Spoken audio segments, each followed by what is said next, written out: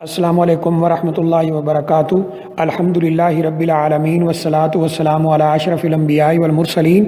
نبینا محمد وعلی آلہ واصحابہ اجمعین، اما بعد۔ یہ کسی ہمارے بھائی نے سوال کیا ہے کہ جب ہم باتھ روم میں وضو کر رہے ہوں تو کیا اس سے پہلے بسم اللہ پڑھ سکتے ہیں باتھ روم کے اندر؟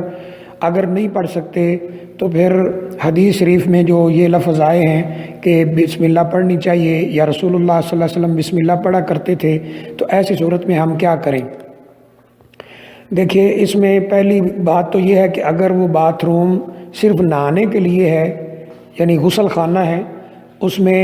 لیٹرین وغیرہ نہیں بنی ہے، صرف نہانے کے لیے جگہ بنائی گئی ہے اور وہ صاف ستھری ہے، تو ایسی صورت میں وہاں وضو کرتے ہوئے بسم اللہ پڑھنے میں انشاءاللہ کوئی حرج نہیں ہے۔ یعنی وہاں گندگی وغیرہ نہ ہو اور یہ لیٹرین وغیرہ نہ بنائی گئی ہو، صرف نہانے کا انتظام ہو وہاں پر اور صاف ستھرا باتھ روم ہو، غسل خانہ ہو، تو وہاں پر انشاءاللہ بسم اللہ پڑھنے میں کوئی حرج والی بات نہیں ہے۔ لیکن اگر وہاں پر یہ لیٹرین وغیرہ بھی بنی ہو جہاں قضائے حاجت کی جاتی ہو، تو یہ پھر گندگی والی جو جگہ ہے، ایسی جگہ پر اللہ کا نام لینا صحیح نہیں ہے۔ ایسی صورت میں جیسے عام طور پہ آج کل ہمارے ہاں ایسے ہی یہ باتھ روم اور لیٹرین اکٹھی بنی ہوتی ہے، تو ایسی صورت میں علماء کے کلام کا خلاصہ یہ ہے کہ بسم اللہ کے دو طریقے ہیں۔ نمبر ایک تو یہ ہے کہ آپ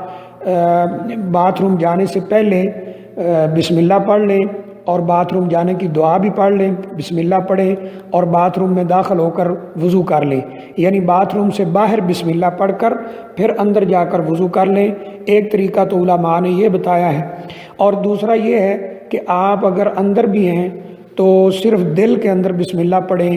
آواز نکالنے کی یا زبان سے ادائیگی کرنے کی ضرورت نہیں ہے۔ ایسی صورت میں دل کے اندر بسم اللہ پڑھنے میں انشاءاللہ حرج نہیں ہے۔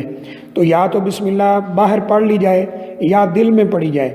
اگرچہ بعض علماء یہ بھی فتویٰ دیتے ہیں کہ اگر لیٹرین بھی ہو لیکن وہاں صفائی ستھرائی کا انتظام ہو تو پھر کوئی حرج نہیں، لیکن اکثر علماء کا یہی فتویٰ ہے کہ باتھ روم سے باہر بسم اللہ پڑھی جائے